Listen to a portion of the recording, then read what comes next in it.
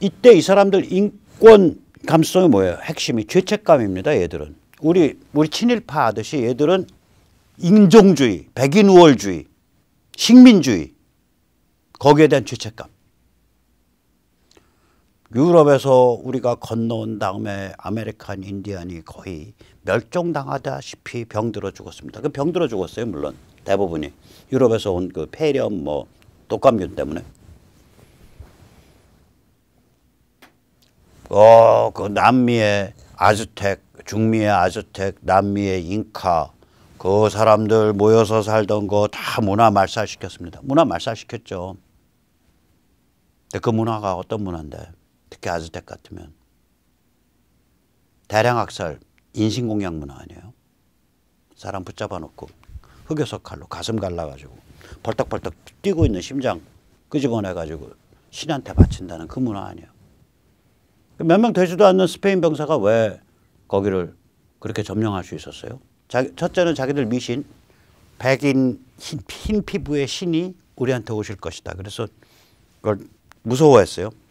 두 번째는 그런 사회니까 당연히 내부 반란이 일어나죠. 내부 반란 때문에 무너졌다고요. 그거.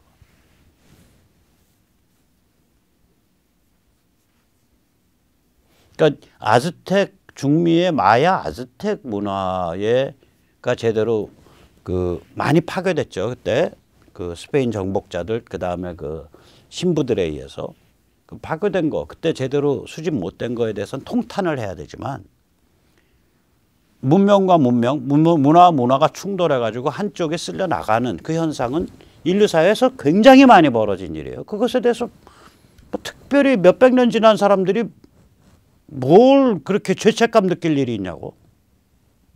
몇백 년 지났잖아요. 500년 지났는데. 우리는 친일파 놀이하지만 쟤들은 죄책감 놀이에요. 인종주의, 레이시즘이라고 불리는. 그 다음에 무한해체죠. 무조건 해체, 무한해체. 야, 진실 거짓 어딨어. 옳고 그름 어딨어. 선과 어딨어. 그런 거 없어. 촛불 들고 흔들고 한번 때려 부시는 거 그게 인생의 희열이고 그게 인생의 본질이야. 이거거든요. 무한해체가. PC 분노. 그거 우리 인권 뭐 이런 거 잘 아는 사람들, 그 다음에 인종주의에 대한 그 폐해 이런 거 잘 아는 사람들, 이 사람들이 세팅한 기준. 그거 왜 딴소리 하는 거? 그건 다 인종주의자고, 젠더 차별주의자고, 식민주의자고, 백인 우월주의자고, 파시스트고, 국가주의자야. 인격살인해서 묻어버려야 돼. 그게 PC 분노죠. 그래서 이 죄책감에서 얘들은 죄책감이 기본이에요. 죄책감에서 세뇌. 나는 죄책감을 느낄 정도로 양심적이고 개념 있는 진보. 똑같아요. 수법이. 우리나라 깡통 좌파 쓰는 수법이랑. 그래서 요새 캘리포니아 같은 데서 무슨 일이 벌어지냐. 워싱턴 이름 들어간 학교 이름 다 바꿔요. 루스벨트 이름 들어간 거 다 바꿔요. 근데 문제가 뭐냐. 루스벨트가 몇 명이나 있어? 대통령이 루스벨트가 둘이에요. 프랭클린 루스벨트도 있지만 테오도르 루스벨트도 있어요. 그러면 자, 네가 말하는 루스벨트가 프랭클린 루스벨트야, 테오도르 루스벨트야. 거기다가 프랭클린 루스벨트의 부인인 엘레노 루스벨트도 굉장히 사회활동을 많이 했어요. 좋은 걸. 그러면 엘레노 루스벨트야? 거기다가 굉장히 유명한 흑인 그 야구 선수도 있어요. 루스벨트. 그 루스벨트야? 필요 없어. 루스벨트 이름 들어간 거 다 지워. 토마스 제퍼슨, 미국 독립선언서 쓴 사람. 물론 뒤는 벤자민 프랭클린이 봐줬어요. 토마스 제퍼슨은 말하자면 벤자민 프랭클린의 좀 과격하게 표현하면 이 필사 문필가예요. 토마스 제퍼슨, 그러나 뭐 글 잘 썼으니까 토마스 제퍼슨의 제퍼슨 이름 들어간 건 다 지워라 이거예요. 이걸 지우개 문화라고 좀 번역합니다. 다 지워라 이거예요. 지우개 문화. 캔슬 칼처. 영어 원어는 캔슬 칼처예요. 그러니까 좀 쫙 퍼져 있어요.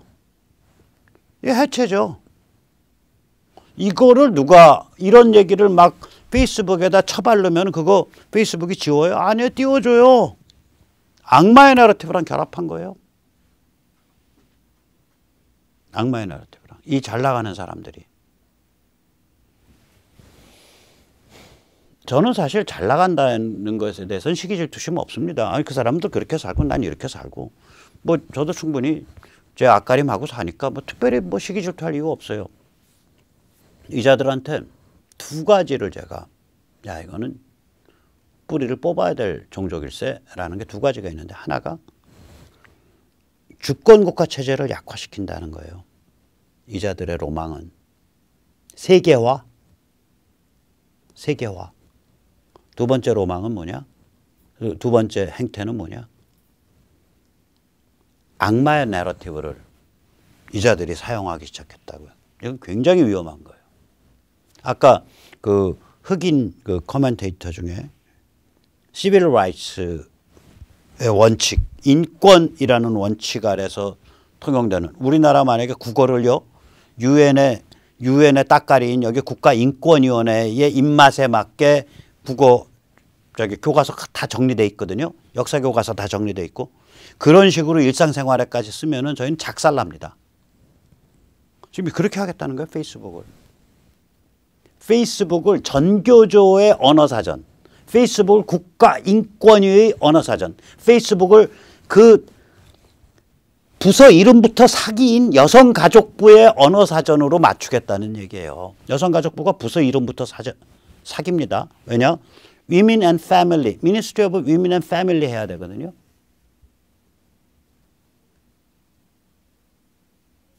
근데 뭐예요? Gender Equality and Family잖아요. Ministry of. Gender Equality라고 뭐냐면 남녀 커플이든 여녀 커플이든 남남 커플이든 다 똑같고 심지어는 트랜스젠더에서 막 뒤죽박죽된 커플도 똑같고 바이섹스와 바이섹스 양성애 하루는 남자 하루는 여자 저기 섹스 취향이 뭐 이런 뒤죽박죽 커플이어도 똑같고 그 다음에 예를 들면 며느리가 남자여도 좋고 사위가 여자여도 좋고 뭐 이것도 똑같고 이게 젠더 이퀄리티예요. 아 그러면 둘 중에 하나를 해야 될 거 아니에요. 만약에 한국 명칭을 여성가족부를 고집을 한다면 영어 명칭은 Ministry of Women and Family가 돼야 되고 만약에 Ministry of Gender Equality and Family라는 영어 명칭을 고집한다면 한국 명칭은 젠더평등과 젠더평등 가족부가 돼야죠. 젠평가족부. 당신들 매일 지금 거짓말하고 있는 거야? 사기치는 거야? 그거 방관하고 있는 건 그 얘기를 한 번도 지적 안 하는 국회의원들 당신들도 맨날 사기치고 있는 거고. 대한민국이 이런 개황당한 사기판이라니까요. 이 사기 언제 일어났냐 근데? MB 정부 때 일어났습니다. 제가 기억하기로. MB 정부 때 그 사기 명칭이 붙었어요. 여성가족부의 그 영어 명칭 모게프가. 여성가족부 장관, 차관, 과장, 국장 없으면 저는 귀때기 불러다 놓고서 당신들 그렇게 국민들한테 언어 가지고 사기치니까 인생이 달달하고 잘 풀리냐 한마디 해주고 싶어 사실은. 사기꾼들이에요. 언어 강간범들이에요. 여성가족부는 언어 강간부입니다. 둘 중에 하나 해라 이거야. 가치 판단은 그 다음번에 따지자 이거야. 오케이 젠더 평등 내세우고 싶냐 안 싶냐 그 가치 판단과 정책은 다음번에 따지자. 그러나 가치 판단과 정책을 가지고 따지려고 한다면 언어는 정직해야 될 거 아니냐 이거지. 만약에 영어 명칭으로 해서 한국 그 부서를 이름을 달겠다 그러면 젠더평등과 가족부라고 젠평가족부라고 이름을 달아야 되고 만약에 한국 명칭으로 해서 거기에 맞는 영어 명칭을 찾는다면 Women and Family로 달아야죠. 여성가족부. 그런데 한국 명칭은 여성가족부라고 해놓고 영어 명칭은 Gender Equality and Family라고 해요. 이게 뭐 하는 짓거 무슨 사기판이냐고. 이걸 가만히 두고 보고 있는 여성학자들 당신들도 전부 공범들이요. 애초에 여성학 하는 사람들이 여기에다가 그 명칭을 팔았을 거거든. 한국이 참 희한한 나라입니다. 희한해요. 어쨌거나 자 이렇게 악마성이 드러났다고요. 자 그러면은 세계 각국에서 이게 가만 있겠냐 이거예요. 이제 민중과 엘리트의 그 그 변별점이 사실은 없어져 버린 거거든요. 문명이 11,700년 만에 11,700년 만에 뭐 11,700년 전에 그걸 문명이라고 부를 수 있을지 모르지만 인류가 11,700년 만에 엘리트와 민중 사이의 구분 틀을 허물기 시작한 거예요. 인류의 살아가는 방식이, 인류의 행태가. 그래서 개인화된 민중, 누구든 엘리트가 될 수 있는 민중이 된 거죠. 그래서 이번에 벌어진 월스트리트 민중 봉기도 그래서 벌어진 거죠. 월스트리트로 원래 주름 잡고 있는 투자금융가들에 대해서 월스트리트 민중, 개미 투자자들이 네트워크 짜서 엎어버린 거 아니에요? 이 얘기는 뭐냐? 앞으로의 엘리트는 개방형 엘리트란 소리예요. 오픈 엘리트예요. 폐쇄형 엘리트가 아니에요. 엘리트 집단이 이렇게 폐쇄되어 있는 게 아니라 누구든지 그때 그 장소에서 그 역할 하면은 엘리트가 될 수 있는 거예요. 이제는 누구든지. 그거를 계속해서 우리도 이제 엘리트를 대대손손이 물려주려고 시도하다가 사고 난 게 조국 아닙니까? 또 그런 식으로 뭐 이상하게 막 박원순도 좀 그렇고, 그러니까 그 사고는 아니겠지만 뭐 사고인지 사고 아닌지 모르지만 아무튼 제가 보기에는 사람은요, 저는 제 인생에 대해서 굉장히 행복하게 느끼거든요. 특히 나이가 들면서. 뭐냐면 누가 저 댓글에 그러잖아요. 아, 백모 당신 같은 사람이 큰 자리 맡아야죠. 아, 자리 맡는 거 좋은데 사람이 제일 행복할 때는 뭐냐면 남한테 비굴한 소리 안 하고 자기 앞가림 할 수 있고 자기 재주보다 70% 60% 정도의 역할만 하고 살 때가 제일 행복해요. 자리 맡아서 튀어나가면 제 재능, 저의 능력보다 120%, 150%, 200% 하고 살아야 되니까 굉장히 긴장도 심하고 소모도 심한 인생이에요. 근데 이제 그래서 참 불쌍한 게 뭐냐면 상류층 부모가 자기 기준에 맞춰서 자녀들을 이렇게 뭐라 그러죠? 우리가 말하면은 학력 강박이 있잖아요. 국내에서 좋은 대학 못 나올 것 같으면 외국으로 빼갖고 조기 유학 좋은 데서 시키고 1년에 간접비까지 포함하면 거의 10만 달러 드는 1억 2천만 원 정도 드는 그런 사립 중고등학교 보내가지고 거기서부터 해서 그다음에 또 1년에 그것도 한 10만 달러 들죠. 왜 그러면 아이빌리그 보내면 외국인 같으면은 학부 때 한 4만 한 5천 불 내야 될 거예요. 그다음에 거기다가 이제 뭐 기숙사 비용 내고 잠자는 비용, 그다음에 학교에 밀 플랜이라고 있죠. 학교 식당에서 밥 먹는 비용. 그거 하고 뭐 한국 왔다 갔다 하고 그다음에 저거 좀 쓰고 뭐 용돈 좀 쓰고 하면은 그게 한 책값 좀 쓰고 그러면 한 8만 불 정도 돼요. 그런데 이제 잘 사는 집에서 보내면은 8만 달러 정도만 애들을 쓰기는 게 아니라 19살 이런 애들이 BMW 조그만 거 컨버터블 몰고 쌩쌩 다니거든요. 아이빌리그, 우리 상류층이 보낸 아이빌리그 애들. 거기서 이제 잘 크는 애들도 있지만 잘못 크면 빼딱하면은 이제 뭐 대마 같은 거, 특히 대마가 합법이니까 이제 캘리포니아 우습게 알고 하다가 뭐 마약도 좀 손대고 오다가 뭐 좀 싸들고 올 수도 있죠. 그러다 보면 이제 저번에 무슨 뭐 재벌 뭐 3세 무슨 손녀 뭐 왕창 터진 거 그런 거죠. 이게 뿌리가 뭐냐면 상류층이라는 사람들이 그런 자기 아이도 그런 상류층의 스펙을 맞춰야지 뭐 이런 저게 많아요. 불행한 거죠. 자기 아이가 타고난 총명함, 타고난 능력, 타고난 캐릭터 혹은 뭐 타고났다든지 길러진 이 능력 대비해서 한 80% 정도 해서 애를 소진시키지 않는 게 중요하거든요. 그러니까 이 영어로 이제 번아웃이라 그러죠. 그러니까 애를 이렇게 사람도 똑같아요. 자기 카파 이상의 압력을 가하면은 소진돼 버린다고요. 우리나라가 그런 게 심하죠. 우리나라 상류층이. 저는 그래서 박주신 남매에 대해서 참 불쌍하게 생각해요. 이게 그런 종류의 그 박원순 씨 그 자녀들 그런 종류의 압력이 많았을 거다라고 저는 내다봐요. 뭐 아닐 수도 있고 혹시 그런 거 전혀 아닙니다 하면 저한테 연락 주세요. 제가 출연시켜 드릴게요. 영국에 있는 박주신 씨, 또 한국에 또 그 따님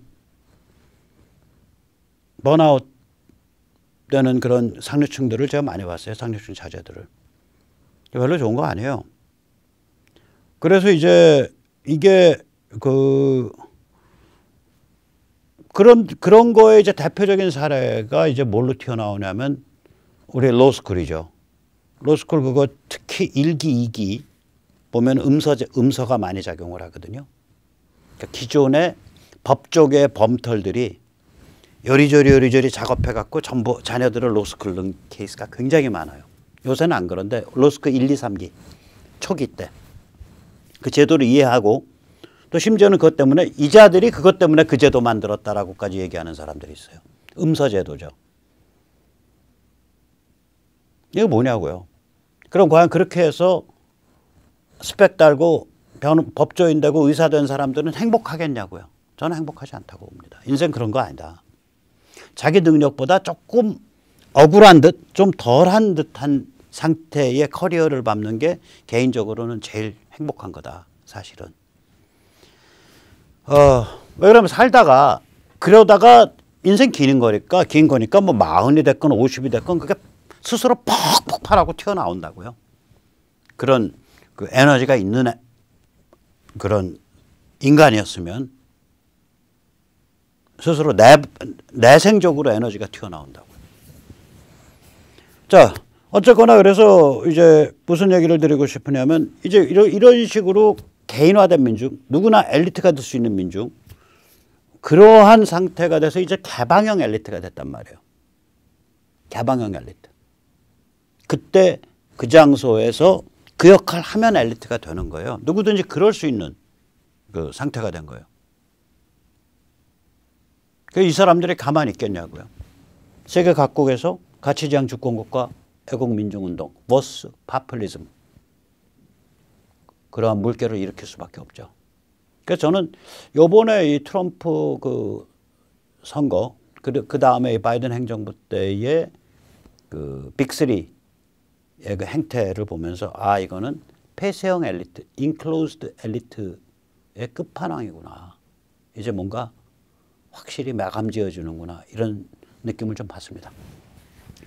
자, 이런 격변기에 우리는 너무들 양순해서 뭐 조직도 잘 못 짜고 있고 자 이런데 일단 그 백신 가지고 문재인 정부가 백신 지금 참사 일으킨 건 맞으니까 계속해서 견제구 넣어야 돼요. 그래야 이자들이 제대로 백신을 하루라도 빨리 들어와요.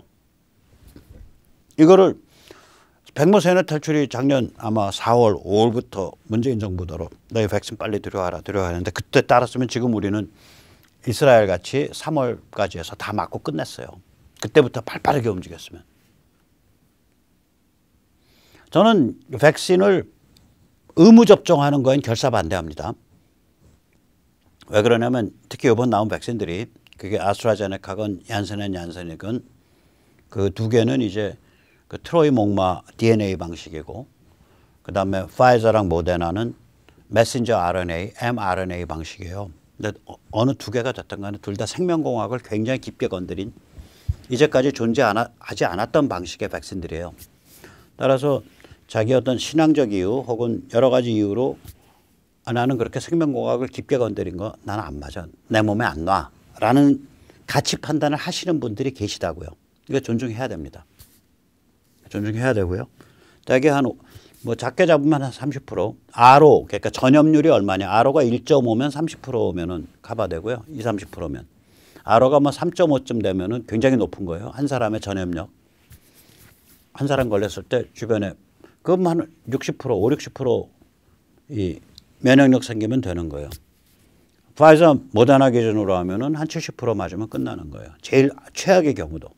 아스트라제네카는 한 80-90% 맞아야 될 거예요. 면역 생성이 좀 떨어지니까 퍼센티지가. 얀슨 같으면 또 그것도 한 굉장히 면역이 잘 생성될 거라고 예비되는 보도들이 있습니다. 그래서 저는 백신 맞을 사람들은 빨리빨리 맞고 그런 세상 돼야 된다. 그래서 빨리 돌아가야 된다. 정상적으로 그런 입장입니다. 이게 전염력이 너무 강해서 아무것도 아닌 병이에요. 건강한 사람한테는. 근데 전염력이 너무 강하니까 이 고위험군 그러니까 이제 나이 드신 어르신들 그리고 뭐 당뇨라든지 이런 기저질환이 있는 분들의 경우에는 치명적으로 작동해요. 그래서 전염력이 너무 강해서 그냥 아무것도 안 하고 우리가 해호하고 걸어다니면 이런 분들은 다 걸린다는 소리예요. 그리고 이런 분들이 다 걸려갖고 병원으로 다 가면 집중 중환자실, 집중 치료실, ICU, Intensive Care Unit, 우리 중환자실이죠. 그게 동이 나버려요. 이런 분들은 걸리면 중환자실 가셔야 되거든. 동이 나면 이제 늦게 들어가는 분들은 퍽퍽 돌아가시는 거예요. 그래서 이게 무서운 거거든요. 우리가 그런 분들한테 생명이 왔다 갔다 하는 칼날을 들이대기가 싫은 거라고요. 그래서 그런 의미에서 컨트롤하는 게 맞아요. 또 그런 의미에서 백신 맞는 것도 전 좋다고 생각을 합니다. 자, 그래서 이 서명으로 뭉쳐서 애국전선을 준비해 주시죠. www.lisol.kr/s1입니다. 네, 그럼 오늘 여기까지 모시겠습니다. 감사합니다.